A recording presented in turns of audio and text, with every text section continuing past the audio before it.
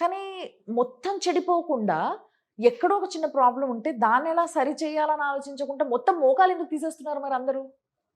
అదే జరుగుతుంది ఒక 40-50 సంవత్సరాల నుంచి. ఓ గాడ్! ఎందుకు? దాని కారణాలు ఏమైనా కూడాను ఏవేవో ట్రీట్మెంట్లు ట్రై చేశారు. ట్రై చేసి అవి పని చెయ్యవు అని ఓవరాల్గా సొసైటీ మీద ఒక ఇంప్రెషన్ క్రియేట్ చేశారు. అయిపోయింది బా, ఇది ఉంది, అది ఉంది, అది ఉంది, ఇవి ఉన్నాయి, అవి ఉన్నాయి, అవి ఉన్నాయి, ఇవేం పని చేయవు. ఓవరాల్గా నీ మోకాలు మార్పిడి చేసుకోవాలి. ఇది ఒక సెంటిమెంట్, ఇది ఒక ఇమోషన్. మొత్తం వరల్డ్లో 70% కంట్రీస్ మోకాలు ఆపరేషనే చేస్తాయి. మోకాలులో రియల్గానే మనము మోకాలు జాయింట్ అంతా కూడా స్కానింగ్ చేసామనుకో అసలు విషయం అర్థమవుతుంది. ఓకే.